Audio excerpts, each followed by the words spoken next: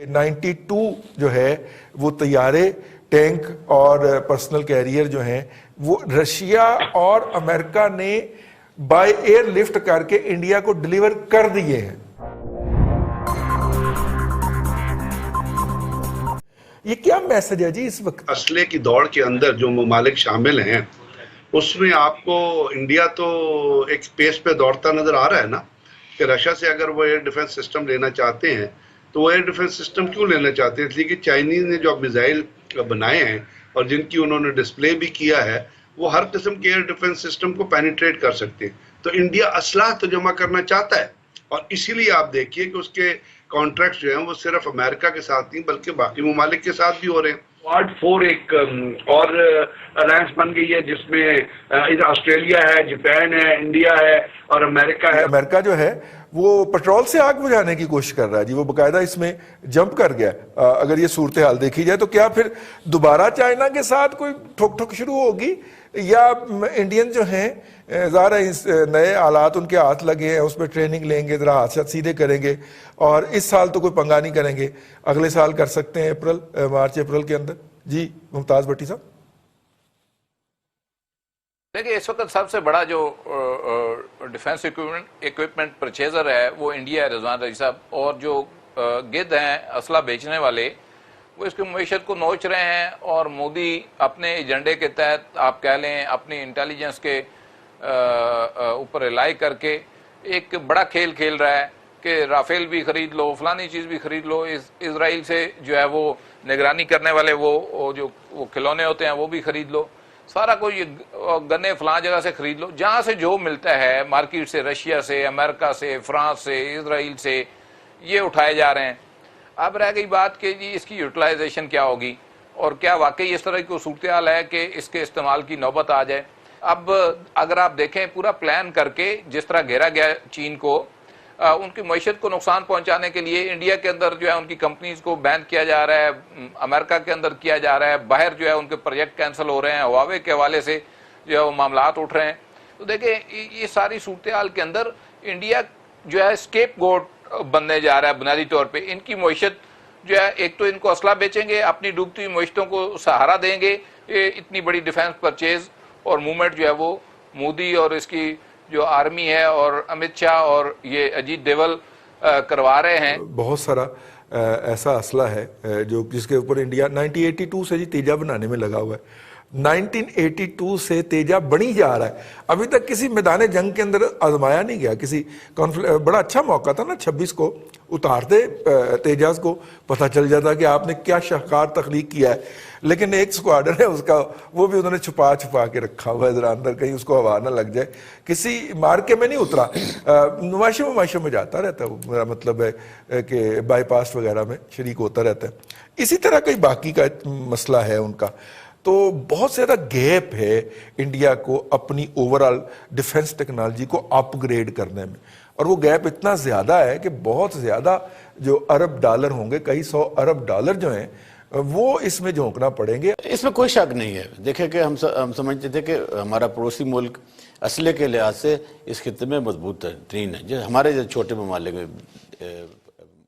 South Asia میں، اور یہ جو کشمیر پر مسلط ہونا ہے ہماری کمزوریوں کی بنا پر انڈیا کا، یہ بھی اس گیم پلان کا حصہ ہے، چونکہ اس کے پیچھے کون تھا؟ اس کے پیچھے امریکہ تھا، کہ اگر آپ نے چائنا کو ٹیکل کرنا ہے تو پھر یہ جو لداخ اور یہ جو ایریاز ہیں کشمیر کا، یہاں پر آ کر انڈیا اپنی فورسز ڈپلائے کرے، اور اس بنیاد پر انہوں نے انڈیا کے چائنا کے ساتھ کیا بھی ہے۔ بھٹی صاحب پٹیل جو ہیں بھارت کے پہلے وزیر داخلہ تھے، اور نہرو صاحب کو انہوں نے جو باتیں کہی تھیں وہ آپ دیکھ لیں، وہ بہت بڑے ایکسپینشنسٹ تھے ویسے، بائی دا وے وہ کہتے تھے کہ چونکہ ہم ہیں تو انگریز ہمارے اسے پاور کر کے جائے، اور ان کی فلسفی کے بقول، اور ہمیں نارتھ سے آنے والوں کو سے بچانے کے لیے ایک بفر سٹیٹ بھی کھڑی کر کے جائے۔ تو وہ سمجھتے تھے کہ پاکستان جو ہے یہ نارتھ سے آنے والوں کے لیے ایک بفر سٹیٹ کھڑی کی گئی ہے، تاکہ ہم یہاں پہ ہندو اقتدار اسٹیبلش جب کر لیں گے تو پھر ہم یہ والی پاکستان کو بھی اپنے اندر ضم کر لیں گے، یہ ان کی فلاسفی تھی۔ کل میرے ہاتھ ایک پرانا برٹش ڈاکومنٹ لگ گیا اور جس میں انہوں نے وائس رائے کو رپورٹ پیش کی تھی، تو اس کو میں پڑھ رہا تھا تو میرے تو رونگٹے کھڑے ہو گئے۔ یعنی ان کے اور پٹیل صاحب کے جو سیاسی وارثین ہیں وہ اس وقت بھارت میں برسر اقتدار ہیں۔ آمین، آپ اس صورت کے اندر اس لیے اسلحہ تو اکٹھا کرنا ان کا بنتا ہے نا۔ رئیس صاحب بالکل درست ہے، لیکن آپ یہ دیکھیے کہ وہ اسلحہ جتنا مرضی اکٹھا کر لیں وہ کبھی بھی چائنا کے خلاف اسلحہ کی دوڑ میں شامل نہیں ہوں گے۔ وہ اسلحہ سارا جو ہے وہ LOC پہ ہی انہوں نے چلانا ہوتا ہے۔ انہوں نے کوشش یہی کرنی ہوتی ہے کہ جہاں پہ ذرا سا پانی نچلی طرف جا رہا ہے تو ہم اس طرف ہی بم گولیاں جو ہے نا مار دیں، لیکن ان کو آگے سے جواب بھی مل جاتا ہے۔ اب وہ آپ نے تیجے کی بات کی، وہ تیجا بنائیں، چوتھا بنائیں، وہ پیجا بنائیں، جو مرضی بنا لیں، JF تھنڈر کا مقابلہ وہ نہیں کر سکتے، کیونکہ اس میں ہمارا جذبے کا مسئلہ ہے نا۔ بھارتی فوجوں کے ساتھ ایک مسئلہ اور پاکستان کے ساتھ ہے کہ ہم ان سے بہت سارے گنا کم ہیں۔ ان کے 28 صوبے، ان کی کتنے لاکھوں کی فوج ہے، ہماری 7-8 لاکھ فوج ہے، ان کی جو ہے میرے خیال 34-35 لاکھ کے قریب ہے، ان سے آدھے بھی نہیں ہیں ہم، لیکن ہم کھڑے جب ہو جاتے ہیں تو ہم کھڑے ہو جاتے ہیں۔ رہی بات وہ چائنا کے ساتھ، رہی صاحب چائنا کے ساتھ انڈیا کو بہت بڑا پنگا نہیں لے گا، چھوٹے موٹے وہ چلتا رہے گا ان کا، جس طرح ابھی ہوا ہے۔ وہ اس نے اپنے بندے بھی مروا لیے، معافی بھی مانگ لی، مثلا اس نے جوتے بھی کھائے ہیں اور پیاز بھی کھا گیا۔ اب پرابلم یہ ہے کہ اس کی چونکہ بہت بڑا چنک جو ہے وہ چائنا کے ساتھ تجارت کا ہے، اور چائنا بھی جو ہے وہ دیکھیں $90 ارب کی دو طرفہ تجارت ہے۔ جی بالکل ایسے ہی ہے۔ اب اس میں یہ ہے کہ 90 ارب محاورتاً کہا جاتا ہے کہ جتنا انڈیا کا ڈیفنس بجٹ ہے اتنا اس کا ٹریڈ امبیلنس ہے چائنا کے ساتھ۔ بالکل ایسے ہی ہے۔ اب مسئلہ وہی ہے کہ وہ کیسے ختم کرے گا، مجھے بتا دیجیے آپ۔ اگر انڈین چیزیں چائنا میں جا رہی ہیں اور چائنا سے چیزیں وہاں پہ آ رہی ہیں تو ڈیفینیٹلی ان کے اشتہار بھی چل رہے ہیں، ان کی مارکیٹنگ بھی ہے، وہاں ٹیلی فونس بھی ہے، IT انڈسٹری ان کی بہت زیادہ، کمپیوٹرز وہاں سے آ رہے ہیں، سارا کچھ ہی وہاں سے آ رہا ہے۔ تو کیسے انڈیا اس سے کرے گا؟ اور چائنا کو کوئی مشکل نہیں ہے، چائنا کی اکانومی بڑی سٹیبل اکانومی ہے۔ اس نے ابھی بھی آپ دیکھ لیں کہ پوری دنیا کے GDPs نیچے کو گئے ہیں، چائنا کا جو ہے وہ تقریباً انہوں نے مینٹین کیے رکھا ہے۔ تھوڑا سا کم ضرور انہوں نے کیا لیکن وہ مائنس میں نہیں گئے ہیں، جس طرح ہم لوگ ایک دم ہی ڈائیو مار گئے ہیں۔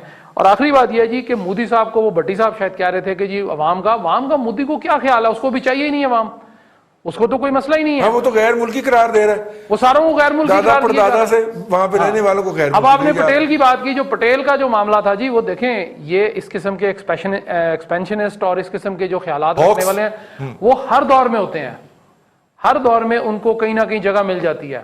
یہاں پہ آپ کے وہ جو ان کے بپن راوت ہیں، فارمر آرمی چیف ہیں، اور ایک وہ جو جیت ڈوول ہے، وہ یہی کام کرتے ہیں۔ اب وہ بھی اسی طرح کے پٹیل کے وہ پیروکار ہیں سارے۔ تو آپ دیکھ لیجئے کہ ان کی کوشش اور خواہش ہوتی ہے، لیکن ملکوں کے حالات یا جغرافیائی حالات جو ہیں وہ کوششوں اور خواہشوں سے نہیں تبدیل۔ بالکل ٹھیک ہے۔